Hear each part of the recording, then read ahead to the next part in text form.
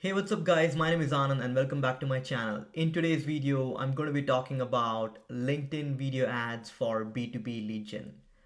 So I know that there are a bunch of ways to advertise on LinkedIn, and for example, you can run static ads, carousel ads.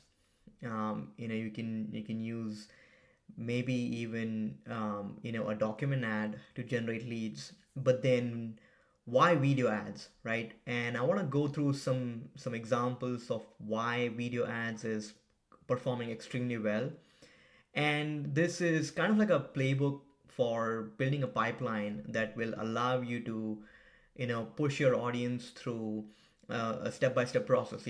Obviously, the loop concept with HubSpot, which was recently launched this year, is a phenomenal example where your audience is, it might be in a different stage of buyer's journey. You got to measure, test, analyze, and then push them through a different process, right? So in this playbook, I'm going to go through some practical examples of why video ads for B2B lead gen and how you can execute it. All right, so essentially, LinkedIn has expanded its inventory, and it has significantly partnered with a bunch of other publishers and creators. That's allowing LinkedIn network to add additional placements, right? And it's also rolling out its 15-second pre-roll formats. And essentially, the platform has reported more than 36% year over year growth in video views. And you must have noticed that even if you post a video organically on LinkedIn, or for the matter of fact, if you post videos on, let's say, Meta or TikTok, your content gets to reach more people, right? And that's the same concept, and that's why LinkedIn is pushing videos even more. On the other side, B2B precision is another factor when it comes to video engagement. Native video placement combined with LinkedIn's granular B2B targeting capabilities allows you to form a very unique Venn diagram, and you can use filter by like job title, seniority, industry, and company size.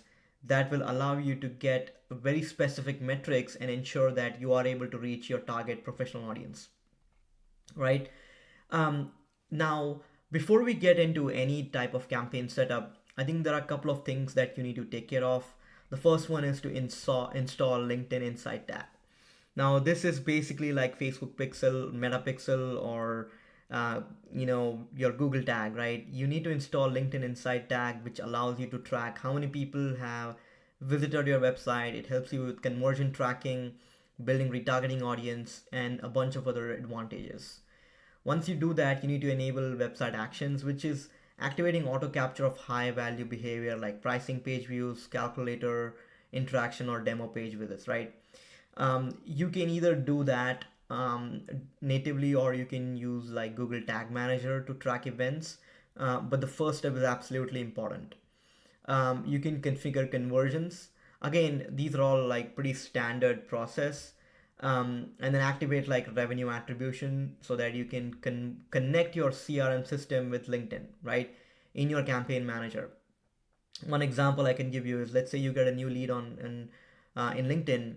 You can actually sync that lead directly into your CRM system, such as HubSpot, and then you can measure like how many people of those leads have converted into a customer, and then track like revenues that you generate from LinkedIn, right?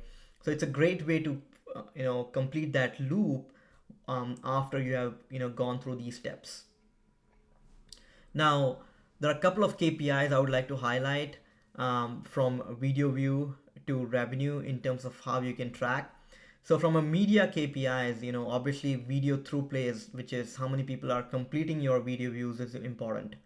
You can even track like how much percentage they view, like 25, 50, 75, click through rate, and cost per view, right? So that's your first step of your engagement from a media perspective. Then comes leads. You need to be tracking your cost per lead, form open rate, form completion rate, and lead volume by audience. Now, form open rate is basically, let's say you're using a LinkedIn Legion form, right? Then LinkedIn will give you like how many people have opened up your Legion form. That's basically your form open rate. Next comes like your pipeline KPIs. Now, this is where when you have captured a lead and you have synced it to your CRM system. So, how many people have converted from marketing qualified leads to sales qualified lead, meetings booked, opportunities created, and velocity. And then the last step is your revenue, like how many people have actually bought a product, like revenue attributed by campaign, ad source, and ad audience, right? And customer acquisition cost. So that's how you need to measure your KPIs from the initial media, which is your video, all the way till revenue. So that way you can showcase the true impact of your video campaign. Now, how would you uh, segment or create your audience strategy, right? Now, this is where you need to divide your audience into three tiers. Tier A is your warm audience, which is your high intent audience. This is where you can target visitors who have already shown buying signals by, let's say, they visited your website, or they have clicked on your pricing page, or they have watched like certain percentage of your videos, or who have opened your legion form, or maybe even like submitted legion forms, right? um, these audiences will typically generate your lowest cost per lead because they have already interacted with your business in some sort. You can even sprinkle in like people who visited your LinkedIn page or followers of your LinkedIn page. The next comes, your ideal customer profile precision, which is account based marketing. The way you can do that is you can upload your company list and contact list to target accounts by your CRM database, right? Then you can layer on title, seniority, and industry, so that you can reach like decision makers. Um, Exclude maybe like job title that is like entry level, maybe even exclude students and job seekers, so that you can maintain like quality. So this is your next tier in terms of targeting, and this really heavily depends on your existing contacts and company list. Then comes your, you know, I would say this is somewhere in between. Actually, I wouldn't rank this as super high tier. This is based on like the AI powered scale, right? Once you have your conversion rate data from A and B, you can activate like predictive audiences to find lookalike, decision makers. And then LinkedIn's AI model will basically find similar, customers that have already converted. Obviously, for this to work, you need to have a working audience with tier A and tier B. Only then, your tier C will be of good quality. So this is more about scaling once you have figured out your recipe, right? So that's your audience strategy. And then in terms of like how you would configure, your build, um, one of the options is, from your, and actually this is like a reverse list. You can maybe start with like cold ideal customer profile scale. Like maybe you can start with this. So you start with your company list, and then your predictive audiences, and then you can focus on problem aggregate statement or problem outcome narrative, and then you can offer something educational. It can be a benchmark report or playbook. And then this is more about generating awareness and building retargeting pool, right? So you start with this, right? Then your mid funnel, you know mid funnel campaign build, which is where you build an audience out of people who watch 20 to 50% of your videos, or who have interacted with your legion form. Your creative will be about a case study video showing quantified customer outcomes. Your offer can be an ROI calculator or implementation guide. And then obviously this will help you to build trust with proof, right? Before asking for meetings. And then finally, your bottom of the funnel is people who have taken any website actions, like visiting the product page, pricing page, or who have spent more than maybe 2 or 3 minutes on that page, or it can be watched more than 75% or through plays, right? And you can again narrow down by decision makers. Again, you can narrow by area, or you can narrow it down by decision makers. So that way you're only targeting like people who are more likely to buy or have a strong hold on making a decision. Your offer is obviously going to be something at the very bottom, which is direct demo request or pricing consultation, right? And then one of the things that you can do is you can add a frequency cap, so that way it's a maximum of 3 impressions per week. Now, in terms of specifications of your video creative, there are a couple of options. You have like video ad, which is square, landscape, and vertical. Square actually works across all platforms and placements and typically deliver the most efficient reach. So if you don't have a massive video editing or creative experience, I would say stick with square, and that way you can use that video across multiple placements and have best reach, right? So in summary, you have square, 16 by 9 and 9 by 16. And then from a duration standpoint, again, top of the funnel, keep it short. Don't get into like lengthy video ad. You gotta be short and punchy. First 3 seconds or your hook should be attention grabbing. Middle of the funnel, you might get a little bit in terms of more explanatory, so 30 to 60 seconds is fine. And then again, bottom of the funnel, keep it again short and punchy, actionable, and make sure that you have call to action in each of these videos. Now, how would you structure your video? As I said, first 3 second is your hook. Open with a sharp pain point or a compelling stat that is almost like a scroll stopper. Display your logo and a benefit driven headline simultaneously. For example, pipeline write up or chief marketing officers waste 40% of their video budget on X, Y, and Z, right? So that's your hook. The value is basically, deliver exactly on one insight or outcome, right? Don't get into too detail. Just focus on something that's valuable, right? Again, add your logo, proof, overlay metrics with customer logos or chart animations. This is where the video answers like what's in it for me, and then your offer or your call to action, whether it's like booking an appointment, getting the blueprint, calculate your ROI, so that way people take an action. So that's your format of how you would structure your video. In terms of offers that really work, there are a couple of options over here. The first option is lead gen form. This works extremely well because it's a frictionless way of like converting your audience, because LinkedIn already has data, so it will pre-populate your fields with user profile information, and then the average conversion rate is much higher in this case. So I would say best for providing immediate deliverable like a benchmark report, playbook, or webinar registration. Then you can try out with more bottom of the funnel, such as website conversion.